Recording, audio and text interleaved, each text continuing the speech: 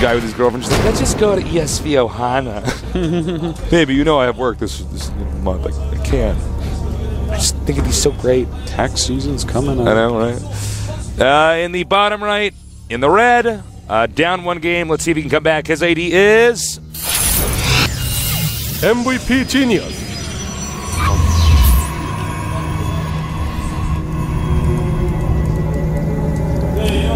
so solid. I love watching his games. In the upper left, we have our Protoss player defeating a GSL finalist, as well as many GSL champions at MLGs. His ID is Quantic NaNiWa. NaNiWa. Nanners. Little nanners, man. Little nanners. Nanner, nanner, boo boo. What? Pikawa Nanaboo? Is that what we said before? Yeah, Pikawa Nanaboo. Pikawa Nanaboo. That's what happens when you scout his stuff. His hidden stuff. Alright, so, you know, this map, really not quite as good for blink ops as I was saying before. Not as much surface area is easily blinkable. You can do it. Go Canada! Ah! That was actually perfect. Wow. But, we got to talk to that guy when we came in here. He's quite nice. Yeah. Genius, actually, this is interesting. What? Oh, Genius is being a sneaky snake. Yeah. Okay, I want to talk about this for a minute. You know, when StarCraft II first was in the beta, everybody was doing this. They'd hide a pylon in your base. Yeah. And then, you know, of course, the counter to that was everybody just scouts their base, and then they're fine. So, of course, that fell out of style amongst top players. But then eventually, because it fell out of style and nobody's hiding pylons, why would you have a probe go scout around your base, right? Why not just use that probe to get extra minerals? So people then stop doing it. So this crazy metagame trick, and look, Genius has timed this out so it looks like he's about to scout right now. So this old trick that a lot of people were saying is kind of newbie, and you know you shouldn't be doing it because people just stopped doing it. Pros picked it up again. Oh, this is interesting. Oh, I love stats like this. Win rate by gameplay time. As you can see, he's his good at early game and his late 21. game. Huh, yeah, is his weakest. Huh. That's interesting. Well, anyways, NaNiWa is actually 4-gating. That's really good for this situation. And so is Genius. So the problem is that already there is a pylon in the base of NaNiWa. So, I mean, Genius doesn't even have to try for this. He can sit at home and then just warp in like a single zealot, then use the ramp to actually beat the 4-gate of NaNiWa. This is a great situation for Genius because NaNiWa did not scout. Well, I bet NaNiWa is going to be kicking himself for this. Yeah, he definitely could be. All right, a little bit of a skirmish in the middle. This is exactly what Genius wants, though. It's exactly what he wants. He says, all right, come at me. Come at me, bro. Well, we do have the gates of NaNiWa finishing first, so that could be dangerous. Because if you start, you can't warp in part of your units over there and part of your units in your main, and he no longer has a high ground advantage here, but he's going to see that it's 4 gates against 4 gates. Oh my god. Yeah, this actually is going to get a little out of control here. And then note, he's just trying to keep that stalker alive for as long as possible until he's able to warp in. Now remember, this army is going to be This is crazy! Oh my god, NaNiWa's not going to do it. NaNiWa's not doing it. Yeah, I guess not. He actually just warped in at home. This is actually Did he spot the pylon? Now, Can you check? Well, no, he hasn't spotted that pylon. But here's the thing, this is actually really, really interesting. Oh, he just spotted it. Just spotted it. Wow. Okay, so here, let me explain what just happened there. NaNiWa goes up, scouts what Genius is doing. He's ready for this crazy 4-gate. The thing is, 4-gate against 4-gate, NaNiWa says, you know what? I'm going to just go home and transition. Forget this. I'm going to just sack a couple pylons. This is the sign of a good player. Sack a couple units because the units that he did get into the base of Genius didn't end up doing that much. Genius got to kill them, so Genius got a small unit lead. But anyways, NaNiWa at home is going Robo, whereas Genius is going Robo and Nexus. So I'm liking Genius's spot right here. Wow, what a weird This is a weird game. Yeah. I love games like this, though, because games like this are games we'll probably never cast a similar one to again. Yeah. You know, no, 4-gate hitting pylon to 4-gate and then back and forth and now transition into a normal game. It's still a good build to mix in, but it's not nearly as heavily seen in the metagame anymore. And for 2 people to 4-gate each other, like in Code-As, it's pretty wild, man. I did not expect 4-gate versus 4-gate here, especially with these weird circumstances around them. Jeez.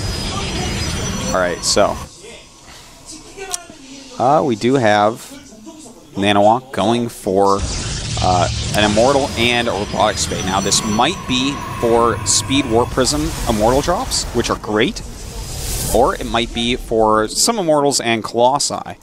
I'm really excited to see which one he's going to go for. Well, he's getting the second Immortal out here, so maybe he will get a Warp Prism. Well, normally with Chrono Boost, you're going to want to get 2 if you just want to do some crazy bust just to have Immortals in your army. But it definitely could be the Warp Prism build as well, because he can't afford Colossus range getting 2 Immortals. You just use the Colossus as splash damage and for busting force fields. We will see in just a second here what his plan is. I think it is actually for Colossus' money's lining up really well for it. There it is. There it is. Yeah, okay, so Colossus timing here. Yep. So, yeah, he's going to go ahead and try to hit with a Colossus, and he's going to have a very fearsome army. Now, Genius, on the other hand, is making Immortals. He has an Observer, which NaNiWa does not have. So that's going to allow him to see exactly what NaNiWa is doing, and hopefully for Genius's sake, actually counter that. And, well, how do you counter this type of build? Well, if he gets a Warp Prism with speed, which he's getting his Bay right now, which is important for multiple reasons, because you want Colossus, first Colossus as well. But if he was able to get that out in time, when you're going 1-base Colossus, you can't really afford anti-air like Stalkers or Sentries. Sentries don't even count. Stalkers die almost instantly to the Immortals. So, I mean, that's always a good counter, but Genius, don't know if you'll have enough time to actually get out anything like that. This is a very quick timing by NaNiWa, just going with one unranged Colossus. It's interesting in a lot of different ways, too, because he basically was doing an all-in with his 4-gate, but the other guy 4-gates too, so he backs up and then transitions into a second all-in. Meanwhile, Genius, a little more middle of the road, he just says, okay, well, we'll just go to a normal game. NaNiWa played pretty conservatively in the last game. All right. It's a lot of Zealots, a lot of Immortals for Genius, but 2 Immortals for NaNiWa. Now remember, the Colossus can step on the force fields. And NaNiWa, Genius cannot stop force fields. So, anyway. All right, here we go. It's time. Here we go. Good force fields going off, trying to keep a lot of Zealots back, and that's exactly what he's going to do. NaNiWa doing a lot of damage here. But Genius, he does have a lot of units behind those force fields, stopping those Zealots. Now those Zealots now being bad, but finally the force fields do in fact go down. The Colossus and 2 Immortals of NaNiWa just cutting through a lot of this army. But now the probes coming up as well, and does he actually have enough here? NaNiWa not bringing up all his Zealots at once. All right, the Zealots here in the front, they can take so much damage. The Colossus is very important in this entire process to stop the force fields, to just melt these Zealots that are in the front. This is such a close match right here. He's got to target those Immortals perfectly. He doesn't want to be hitting Zealots. And in fact, does NaNiWa have enough? Targeting down some probes here. That's a big deal. Kill off a lot of the Another Immortals coming out here, but these Zealots over here are doing a lot of damage. Not making those Immortals very useful. Immortals do not want to be firing at Zealots. That's just not the right unit mixture that you want to have there. And he's going after some of these hurt Immortals right now. He's got to be careful, though. He cannot lose that Colossi. Also one of his Immortals without shields. NaNiWa could be in trouble here. Those Immortals doing a lot of damage, but the Zealots coming in. Red Immortals going down, Tasteless. 2 of the One Immortal left! Oh my god, NaNiWa's micro being so good right now. And Tasteless, I think he's done it. That's it. He can get right to the robo if he gets there. He can kill it, stop the Immortal production. Getting chills right now. Tasteless, great play by NaNiWa here. Careful. Almost losing that Colossus. You can see he's trying to kite, or trying to bait him out with the Colossus now. NaNiWa just such perfect micro decision making during this. Tasteless backing up when he needed back up, pushing when he needed to push, targeting what he needed to target. At this point in time, Zealot's not even allowed to get into the game. Okay, now going for the probes here. And that's it, man. That's it. NaNiWa in great shape. He's won this match against Genius. 2-5-57. GG. Wow. Could we have a non-Korean player going to the round of 8? A very good chance here. What a badass. He played so well. He's already out of the booth. Yeah. He's out of here, man. He played so freaking well. You can see oh man, he just went over and actually did a little ceremony to Genius that you guys will never see. You guys will never know. Sorry, guys. I saw it, though. It was pretty good. We It was could just lie. A sick shrug. Look, guys, Sickest shrug. He actually went over there and he bit the head off a mouse. We couldn't show that. You know, there's some children watching. He swallowed a snake. He did. And then he opened his then he mouth, swallowed the a snake head sword came and out. he killed the snake in his Oh, belly wow. with the sword. Whoa. Well, okay. I feel bad for Genius, but I really feel bad for the snake. The snake had no idea what was going on. The snake's like, what? I'm just a snake. I just want to do snake stuff. I want to slither around. Want to bite people. I want to hide in their boots. All right. NaNiWa winning that first match is so important. I actually feel like he's going to make top 8 now. He's playing greatly. Well, he's playing so well. I mean, in his previous group, he was the first out. Easy peasy. And then in that series, which, I mean, let's face it, guys, Genius is really strong.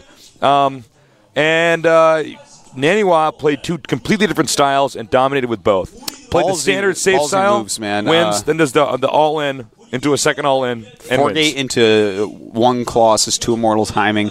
Pretty sick, man, with that micro, because Genius did have a lot of units. You miss control 1 time, you lose that Colossus. The game is over.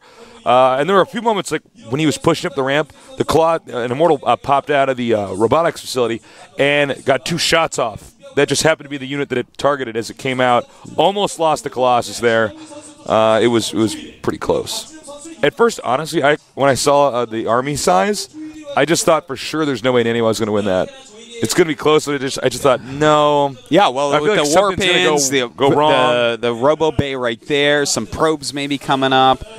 It was just perfectly done. The force fields and everything. It really was. It did kind of look like NaNiWa was going to lose, but NaNiWa wins battles he's not supposed to all the just time. too good. All right, we're going to have a 5-minute break. When we get back, we're going to have a TVT here at the GSL.